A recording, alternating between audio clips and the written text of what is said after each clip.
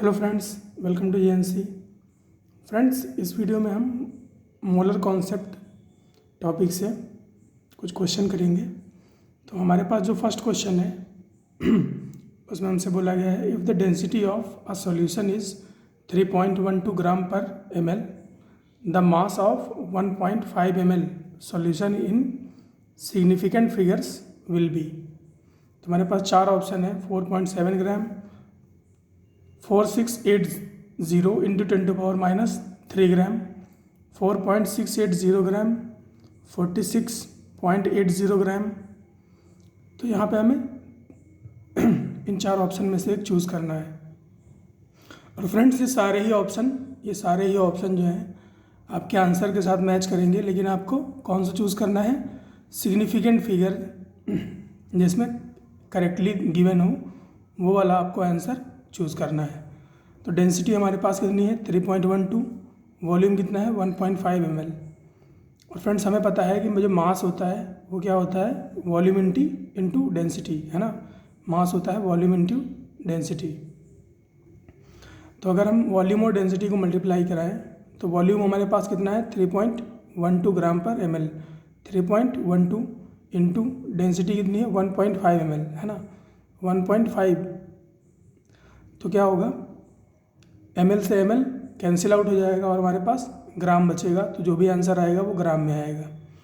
तो इसको आप मल्टीप्लाई कराओगे 3.12 को 1.5 से, तो आपके पास जो आएगा वो आएगा 4.68, है ना। 3.12 को मल्टीप्लाई कराओगे 1.5 से तो आएगा 4.68। अब फ्रेंड्स, यहाँ पर हमें सिग्निफिकेंट फिगर का कॉन्सेप्ट यूज़ करना पड़ेगा। तो सिग्निफिकेंट फिगर में क्या होता है, जब मल्टीप्लिकेशन कराते हैं, है ना, दो डेसिमल वाले नंबर का जब मल्टीप्लिकेशन कराते हैं तो जो आउटकम आता है उसमें जो सिग्निफिकेंट फिगर कितने होते हैं वो डिसाइड करता है, जिसमें कम नंबर ऑफ सिग्निफिकेंट नंबर हो, है ना। जैसे कि यहाँ पर 1.5 जो है उसमें कितने, उसमें सिग्निफिकेंट फिगर कितने हैं? 2 हैं। और इसमें कितने सिग्निफिकेंट फिगर हैं? 3 हैं। तो यहाँ पर डिसाइडिंग कौन होगा? 1.5 वाला, है ना। तो जो आंसर होगा उसमें कितने सिग्निफिकेंट फिगर होने चाहिए? 2 सिग्निफिकेंट फिगर होने चाहिए। और जो इसमें कितने सिग्निफिकेंट फिगर हैं? 4.68। तो इसको अगर हमें 2 सिग्निफिकेंट फिगर में ले जाना है तो हमें इसे राउंड ऑफ करना पड़ेगा, है ना। हमें इसे राउंड ऑफ करना पड़ेगा। तो जब राउंड ऑफ करेंगे, है ना, तो 6 की जगह पर क्या आएगा वो डिसाइड करेगा कि ये जो 6 के बाद जो नंबर है वो 5 प्लस है या फिर 5 माइनस है ना। 5 से ज़्यादा है या फिर 5 से कम है। तो ये 8 है, तो ऑब्वियसली ये 5 से ज़्यादा है। तो ये 5 से ज़्यादा है, तो ये जो 6 है ये क्या बन जाएगा? 7 बन जाएगा। इसमें +1 ऐड हो जाएगा। तो हमारे पास क्या नंबर आएगा? 4.7, है ना। 4.7 हमारे पास नंबर आएगा। और ये क्या होगा? एग्जैक्ट वैल्यू होगी जो हमसे पूछी गई है मास की, 4.7 ग्राम। और ये सिग्निफिकेंट फिगर्स में है। तो यहाँ पर हमारे लिए हो जाएगा ए ऑप्शन, है ना, 4.7 ग्राम। इसके बाद हमारे पास दूसरा क्वेश्चन है, the average molar mass of chlorine is 35.5 gram per mole. The ratio of 35 Cl to 37 Cl in naturally occurring chlorine is close to, है ना। तो हमें क्लोरीन का मोलर मास गिवन है और उसके दो आइसोटोप्स गिवन है ना। तो एक 35 Cl है और एक 37 Cl है। तो हमें बताना है कि इनका रेशियो क्या होगा इस क्लोरीन में, है ना। इनका रेशियो क्या होगा इस क्लोरीन में। तो फ्रेंड्स, ये जो मोलर मास हमारे पास है ये क्या है? एवरेज मोलर मास है ना। और एवरेज किसका है? एवरेज है 35 Cl और 37 Cl का। 35 Cl और 37 Cl का एवरेज है ये जो 35 है। तो 35 Cl मान लेते हैं कितना है? x मान लेते हैं कि x है ना। तो 37 Cl कितना होगा? 1 माइनस x। अगर 35 Cl x है तो 37 Cl कितना होगा? 1 माइनस x, है ना। कितना होगा? 1 माइनस x। नीचे वाले नंबर अभी मत देखिए, है ना। पहले हम x कैलकुलेट कर लें, उसके बाद यहाँ तक पहुँचेंगे। तो एवरेज मोलर मास क्या होगा, है ना। अगर 35 Cl x और 37 Cl 1 माइनस x है तो एवरेज मोलर मास क्या होगा? ये फ्रैक्शन है, ये मतलब ये जो हमने लिया है ये क्या है, ये फ्रैक्शन है ना, तभी तो ये 1 हुआ है, तभी ये 1 हुआ है। तो 35 से 35 Cl मतलब ये 35 Cl का फ्रैक्शन मल्टीप्लाई कर दें, है ना, x से, और 37 को मल्टीप्लाई कर दें किससे, 1 माइनस एक्स से, है ना। ये 35 क्या है, मोलर मास है, मोलर मास है इसका, इस पर्टिकुलर क्लोरीन का मोलर मास है, और ये 37 इस पर्टिकुलर क्लोरीन का मोलर मास है, और ये जो नेचुरली अकरिंग क्लोरीन है उसका मोलर मास है। तो एवरेज मोलर मास ये वाला किसके बराबर होगा, इसका और इसका मोलर मास और इसका फ्रैक्शन, तो 35x हो गया, इसका मोलर मास और इसका फ्रैक्शन, तो 37 इंटू 1 माइनस एक्स, और एक इसके बराबर है एवरेज मोलर मास 35.5 के, तो 35.5 के बराबर कर दिया। अब इसको सिंप्लीफाई कर लेते हैं, तो 35x प्लस ये मल्टीप्लाई होगा तो 37 माइनस 37x बनेगा, और किसके बराबर होगा, 35.5 के।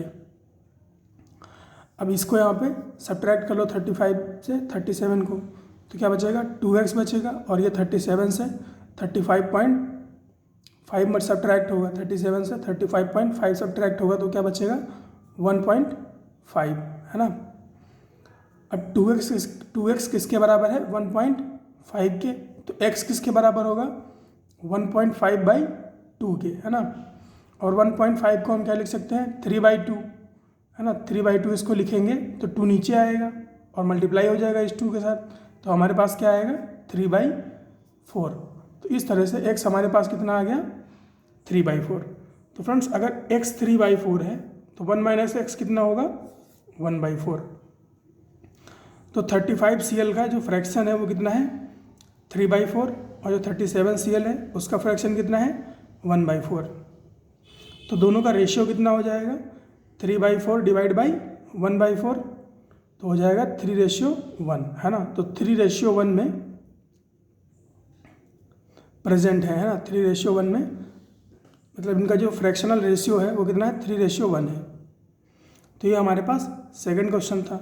अब जो थर्ड क्वेश्चन है उसमें हमसे क्या बोला गया है, the mass percentage of nitrogen in histamine, histamine में नाइट्रोजन का मास परसेंटेज क्या है ना। मास परसेंटेज को वेट बाय वेट भी बोलते हैं, है ना, वेट बाय वेट भी बोलते हैं। एनीवे उसकी हमें यहाँ पर ज़रूरत नहीं है, हमसे मास परसेंटेज पूछा है तो हम मास परसेंटेज निकालेंगे, लेकिन उसके लिए हमारे पास हिस्टामीन की नॉलेज होनी चाहिए, है ना, कि हिस्टामीन क्या होता है। तो फ्रेंड्स हिस्टामीन का जो एटॉमिक स्ट्रक्चर होता है ना, वो कुछ ऐसा होता है ना, बेंजीन की तरह दिखता है, और ये एमाइन ग्रुप इसमें अटैच होता है और 2 नाइट्रोजन होते हैं इसमें। तो फ्रेंड्स इसको इसमें हम देख पा रहे हैं कि 1 2 3 4 5 कार्बन है ना, 5 कार्बन है, तो C5 हो गया। और हाइड्रोजन कितने होंगे, तो यहाँ पर क्या होगा, CH2 होगा, यहाँ पर CH2 होगा, यहाँ पर एक, यहाँ 2, यहाँ 2 हाइड्रोजन होंगे, यहाँ 2 हाइड्रोजन होंगे, यहाँ 2 हाइड्रोजन होंगे, कितने हो गए, 6, है ना। एक यहाँ पे हाइड्रोजन होगा, 7, यहाँ पर एक होगा, 8, और एक यहाँ पर, तो 4 का 4 पूरा बॉन्ड कंप्लीट है, तो एक हाइड्रोजन यहीं कहीं इसी में होगा, है ना। तो टोटल 9 हाइड्रोजन होते हैं इसमें, और नाइट्रोजन कितने हैं, 3 नाइट्रोजन है ना, साफ साफ दिख रहे हैं 3 नाइट्रोजन है, तो 3 नाइट्रोजन, तो C5H9N3, है ना, इसका मॉलिक्यूलर फॉर्मूला होता है ना। तो इसका मोलर मास कितना हो जाएगा, है ना, कार्बन का 12 होता है, कार्बन का 12 होता है, हाइड्रोजन का 1 और नाइट्रोजन का 14। इसको आप इसमें मल्टीप्लाई करोगे, है ना, तो ये 5 से मल्टीप्लाई होगा, ये 9 से मल्टीप्लाई होगा, और ये 3 से मल्टीप्लाई होगा, तो ये कितना हो जाएगा, 60, और ये 9 और ये 42, 60 9 42 ऐड करोगे तो ये आएगा 111, है ना, 111। तो हिस्टामीन का जो मोलर मास आएगा वो कितना आएगा, 111। अब ये हमने निकाला क्यों है, क्योंकि हमें मास परसेंटेज बताना है ना। तो हमारे पास मोलर मास होना चाहिए हिस्टामीन का, तो हिस्टामीन का मोलर मास हमारे पास आ गया। अब नाइट्रोजन पर एटम कितना है, सॉरी नाइट्रोजन एटम पर मॉलिक्यूल है ना, पर मॉलिक्यूल नाइट्रोजन के कितने एटम हैं। तो फ्रेंड्स हम यहाँ पे साफ साफ देख पा रहे हैं कि नाइट्रोजन के कितने एटम हैं, 3 एटम है, 3 एटम है। तो मास ड्यू टू नाइट्रोजन क्या हो जाएगा, नाइट्रोजन का मोलर मास कितना होगा 3 × 14 है ना, 3 × 14 14 होता है इसका एटॉमिक वेट। तो कितना हो जाएगा 3 × 14 42। तो 42 ग्राम पर मोल नाइट्रोजन है ना, और ये टोटल कितना है 111। तो परसेंटेज कितना हो जाएगा, परसेंटेज मास कितना हो जाएगा 42 बाई टोटल है ना, 42 बाई टोटल मास। तो 42 बाई 111 × 100। तो ये कितना आएगा, ये आएगा करीब करीब 37.84 है ना, 37.84। ये कितना ज़्यादा है, 11 ज़्यादा है ना, 11 ज़्यादा है 100 से। इसको क्या लिख सकते हैं 100 + 11। तो 100 लगभग लगभग कैंसिल आउट हो जाएगा, और इसको काटोगे इसमें से है ना, तो ये लगभग लगभग 4 बार जाएगा है ना, लगभग लगभग 4 बार जाएगा। तो 37.84 आएगा। ये मतलब तरीका मैं इसलिए बता दे रहा हूँ ताकि ऑप्शन मैच कराने में ज़्यादा दिक्कत ना हो, क्योंकि इतना कैलकुलेशन करने बैठोगे तो फिर पेपर नहीं हो पाएगा। तो आपको फास्ट कैलकुलेशन के तरीके पता होने चाहिए। तो ये एक क्वेश्चन हमारे पास था। इसके अलावा ये हमारे पास एक काफ़ी अच्छा क्वेश्चन है ना। तो इसमें हमें बोल रखा है the ratio of the mass percentages of carbon and hydrogen and carbon and oxygen of a saturated acyclic organic compound X are 4:1 and 3:4 respectively, then the moles of oxygen gas required for complete combustion of 2 moles of organic compound X। तो friends वैसे तो ये question है ना stoichiometry का है, थोड़ा सा लेट में आना चाहिए था, लेकिन क्योंकि मैंने इसको लिख लिया है यहाँ पे तो मैं यहीं पे इसको एक्सप्लेन कर देता हूँ। तो क्या होगा, कार्बन हाइड्रोजन का हमें परसेंट कितना रेशियो दे रखा है 4:1 है ना, और कार्बन हाइड्रोजन का हमें रेशियो दे रखा है 4:1। कार्बन ऑक्सीजन का हमें कितना दे रखा है 3:4 है ना, 3:4। तो हम क्या करेंगे है ना हम इसको मोलर फॉर्म में ले जाएंगे है ना, हम इसको मोलर फॉर्म में ले जाएंगे। तो मोलर फॉर्म में ले जाने के लिए हमारे पास क्या ऑप्शन है, तो फ्रेंड्स देखो कार्बन कितना है 4 और हाइड्रोजन कितना है 1 है ना, हाइड्रोजन कितना है 1 रेशियो में है ना, लेकिन 4 और 1 है। तो अगर मैं इसको 3 से मल्टीप्लाई कर दूं, अगर इसको मैं 3 से मल्टीप्लाई कर दूं तो ये क्या हो जाएगा 12 और 3, क्या हो जाएगा 12 और 3। और फ्रेंड्स अगर 12 ग्राम पर मोल कार्बन होगा तो वो 1 मोल के बराबर होगा है ना। 12 ग्राम जो कार्बन होगा 12 ग्राम पर मोल अगर कार्बन होगा तो वो 1 मोल के बराबर होगा है ना। 12 ग्राम कार्बन अगर कंबाइन हो रहा है ना 3 ग्राम हाइड्रोजन के साथ, तो इसका मतलब क्या हुआ कि 1 मोल कार्बन एटम जो है कंबाइन हो रहे हैं 3 मोल हाइड्रोजन एटम के साथ है ना, क्योंकि हाइड्रोजन का मोलर मास क्या होता है 1 होता है ना, हाइड्रोजन का मोलर मास क्या होता है 1 होता है, और कार्बन का मोलर मास क्या होता है 12 होता है। तो इसका मतलब 1 मोल 12 ग्राम है, तो ये किसके बराबर है 1 मोल के। तो 1 मोल कार्बन एटम किसके साथ कंबाइन हो रहे हैं 3 मोल हाइड्रोजन एटम के साथ है ना। इसी तरह से नीचे देखो कार्बन और ऑक्सीजन है कितना है 3:4 में। तो अगर मैं इसको 4 से मल्टीप्लाई कर दूं तो ये क्या बन जाएगा 12 और 16 है ना, 12 और 16 बन जाएगा। तो इसका मतलब क्या हो, यहाँ पर क्या हो रहा है कि 1 मोल कार्बन किसके साथ कंबाइन हो रहा है 1 मोल ऑक्सीजन के साथ है ना। जो ऑक्सीजन का मोलर मास होता है वो कितना होता है 16 होता है ना। तो 1 मोल कार्बन और 1 मोल ऑक्सीजन, तो 1 मोल कार्बन कंबाइन हो रहा है 1 मोल ऑक्सीजन के साथ है ना। तो इसको हम क्या यहाँ पर क्या था, यहाँ पर क्या सिचुएशन बन रही थी CH3 है ना, यहाँ पर क्या सिचुएशन बन रही थी CH3 की और यहाँ पर क्या कम सिचुएशन बन रही है, CO की, है ना, CO की। तो अगर हम इन दोनों को कंबाइन कराएं, तो 1 मोल कार्बन, 3 मोल हाइड्रोजन और 1 मोल ऑक्सीजन, है ना। कुछ इसी तरह का एम्पिरिकल फार्मूला बनेगा इसका, 1:3:1। तो एम्पिरिकल फार्मूला हमारे पास इसका कितना आ जाएगा, CH3O आ जाएगा, है ना, CH3O आ जाएगा। तो अगर हमारे पास एम्पिरिकल फार्मूला है तो हम क्या रिएक्शन लिख सकते हैं, बिल्कुल लिख सकते हैं। CH3O क्या कराना है, कंबशन कराना है, तो ऑक्सीजन के साथ रिएक्शन करा देते हैं, तो क्या बनेगा, CO2 बनेगा और H2O बनेगा, है ना, CO2 बनेगा और H2O बनेगा। लेकिन अब ये इक्वेशन जो है ये बैलेंस नहीं है अभी, है ना, ये बैलेंस नहीं है ना।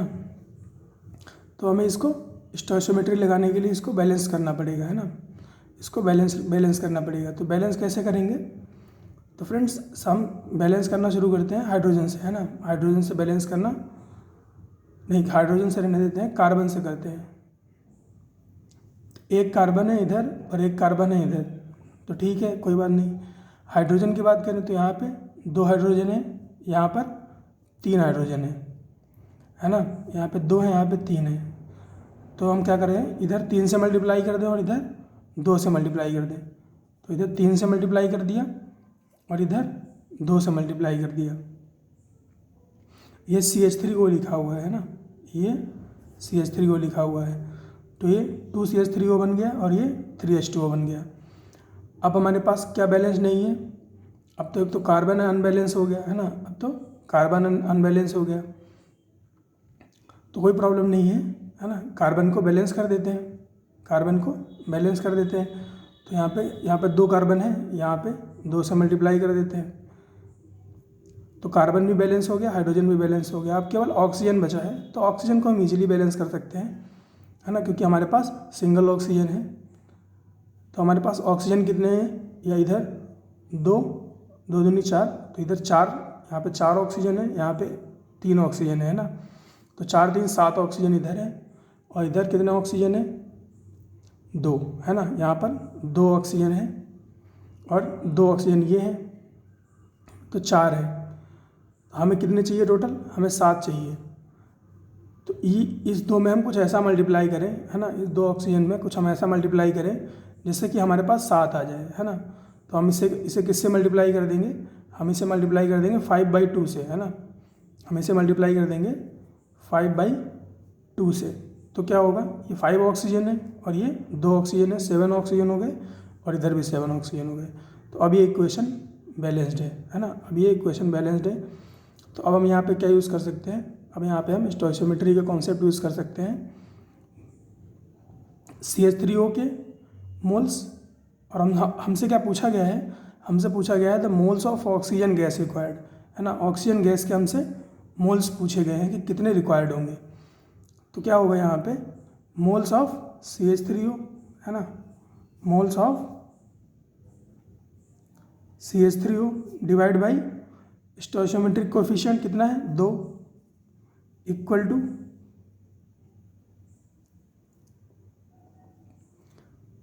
ये ऑक्सीजन, है ना, moles of oxygen divide by 5/2 divide by 5/2, है ना। तो हमसे क्या पूछा गया है, ऑक्सीजन कितनी रिक्वायर्ड होगी, है ना।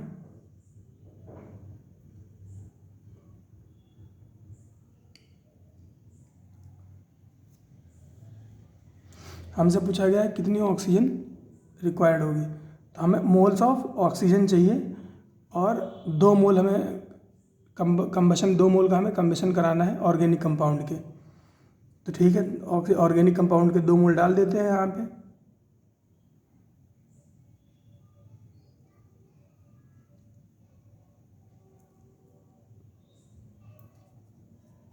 मोल ऑफ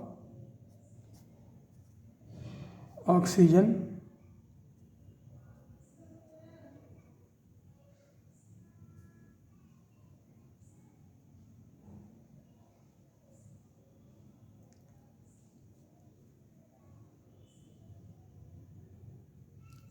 और ये 5/2 इंटू मोल ऑफ CH3O, है ना। कितने मोल इसके रिक्वायर्ड होंगे? 2।